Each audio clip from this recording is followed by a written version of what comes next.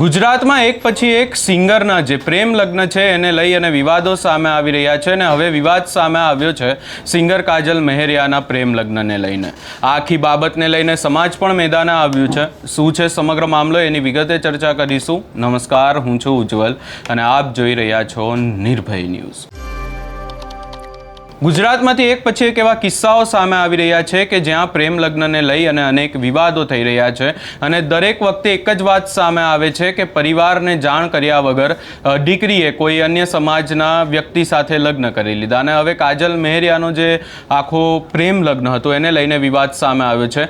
કાજલ મહેરિયાની વાત કરીએ તો કાજલ મહેરિયા એ ઠાકોર સમાજના એક યુવક સાથે પ્રેમ લગ્ન કર્યા હતા અને હવે એમના ભાઈ દ્વારા એક સોશિયલ મીડિયામાં પોસ્ટ કરવામાં આવી અને ત્યારબાદ અનેક ચર્ચાઓ થઈ રહી છે. સૌપ્રથમ આખી બાબતને લઈ અને હવે સમાજના લોકો શું કહી રહ્યા છે એ પણ સાંભળી લઈએ. જય ભીમ, નમો બુદ્ધાય. મારું નામ છે દીપેશ રાઠોડ, પ્રમુખ બહુજન ટાઈગર સેના ગુજરાત. સાથીઓ, આજે ગુજરાતને એક ચર્ચાસ્પદ મુદ્દા ઉપર ચર્ચા કરવાની છે. એક સંવેદનશીલ મુદ્દો છે કે ગુજરાતની અંદર, પૂરા ભારતની અંદર જેઓ પોતાનો સ્વર અને કંઠથી જેઓ લોકચાહના મેળવી છે એવા કાજલબેન મહેરિયાએ જે ઠાકોર સમાજના યુવક સાથે પ્રેમ લગ્ન કરેલા છે. કાજલબેન મહેરિયાને આપણી સમાજ દ્વારા પૂરો સાથ અને સહકાર આપવામાં આવેલો છે, ત્યારે તેઓ આટલી બધી લોકચાહના મેળવી છે. જાણવા મળ્યું છે ત્યાં સુધી અને કાજલબેન મહેરિયાના ભાઈ સંદીપભાઈ મહેરિયા જોડે આજે મારે ટેલિફોનિક ચર્ચા થઈ, વાતચીત થઈ.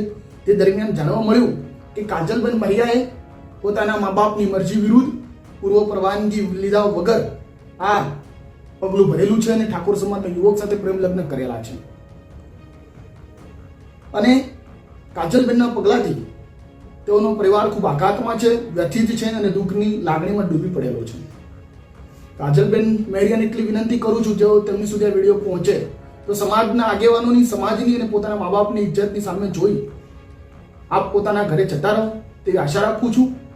ઠાકોર સમાજના આગેવાનોને પણ વિનંતી કરું છું કે બે સમાજની અંદર વૈમનસ્ય ના ફેલાય, દુશ્મનાવટ ના ઊભી થાય તેવા શુભ આશીષથી હું આપ સૌને વિનંતી કરું છું કે જેમ રેબારી સમાજની દીકરી ચૌધરી સમાજના યુવક સાથે પ્રેમ લગ્ન કર્યા અને બંને સમાજે મળી જે વચ્ચેનો રસ્તો કાઢી દીકરા દીકરીઓને સમજાવવામાં આવ્યા, તેમ અમે પણ તમને વિનંતી કરીએ છીએ કે વચ્ચેનો રસ્તો કાઢી સમાધાન થકી અમારી સમાજની દીકરી, અમારી સમાજની ઇજ્જત કાજલબેન મહેરિયાને તેઓના પરિવારને સોંપી આપવામાં આવે. અને સાથે સાથે એવું કહેવામાં આવે કે જો કાજલબેન મહેરિયાના પરિવારને ન્યાય આપવામાં નહીં આવે કે ન્યાય અપાવવામાં નહીં આવે તો અમે દલિત સમાજ, અમારો આખું સંગઠન, ગુજરાતના નામી દલિત આગેવાનો, નેતાઓ કાજલબેન મહેરિયાના પરિવારની સાથે છે. કારણ કે છેલ્લા ઘણા લાંબા સમયથી ગુજરાતની અંદર આ જોવામાં આવ્યું છે કે દલિત સમાજની યુવતીઓ સાથે ઉચ્ચ સમુદાયના લોકો દ્વારા, યુવકો દ્વારા લલચાવી, ફૂસલાવી, પ્રેમજાળમાં ફસાવી ષડયંત્ર આ ચાલી રહ્યું છે. અમે તેનો સખત વિરોધ કરીએ છીએ અને કાજલબેન મહેરિયાનું પગલું ખૂબ જ દુઃખદ છે. સમજાવટથી પતી જાય તેવું છે. સંદીપભાઈ અને તેના મા બાપ તેના પરિવારની સાથે છે. કાજલબેન મહેરિયા ખૂબ મોટા લોક ગાયિકા છે, તેઓ પણ સમજુ વ્યક્તિ છે, બાબા સાહેબ આંબેડકરને માનનારા વ્યક્તિ છે. એટલે તમને વિનંતી કરીએ છીએ કે આપ આપના માતા પિતાના ઘરે જતા રહો અને આનું સમાધાન થઈ શકે. જય ભીમ, નમો બુદ્ધાય, જય સંવિધાન. જય ભીમ, જય દલિત સમાજ. જે અમારા કાજલબેન મહેરિયાના લગ્ન બાબતે સમાજ અને પરિવાર વિરુદ્ધ જે કાર્ય કર્યું છે, જેથી સંદીપભાઈ મહેરિયાની સાથે એમને 4-5 વ્યક્તિ દ્વારા માનસિક રીતે હેરાન પરેશાન કરવામાં આવે છે, જેથી કરીને એમના નામ 2 દિવસમાં મોટી મીટિંગનું આયોજન કરીને એમના નામ જાહેર કરીશું. સંદીપભાઈ મહેરિયાને ફૂલ સપોર્ટ કરવા વિનંતી. જય ભીમ. જય ભીમ. જય ભીમ.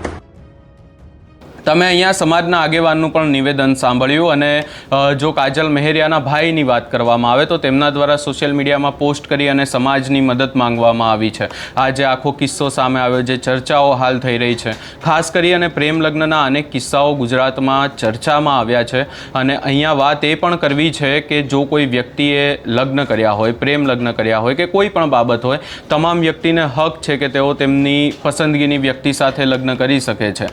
આજે આખા કિસ્સાઓ એક પછી એક ગુજરાતમાંથી સામે આવી રહ્યા છે અને હવે આજે કાજલ મહેરિયાનો કિસ્સો સામે આવ્યો છે, એને લઈ તમારો શું અભિપ્રાય છે? અને ખાસ કરી અને દરેક જે વિવાદ સામે આવે છે એમાં જે સમાજ વચ્ચે આવી રહ્યું છે એને લઈ તમે શું વિચારો છો એમને કમેન્ટ કરી જરૂર જણાવશો અને અમારી ચેનલ નિર્ભય ન્યૂઝને લાઇક, શેર, સબસ્ક્રાઈબ કરવાનું ભૂલશો નહીં.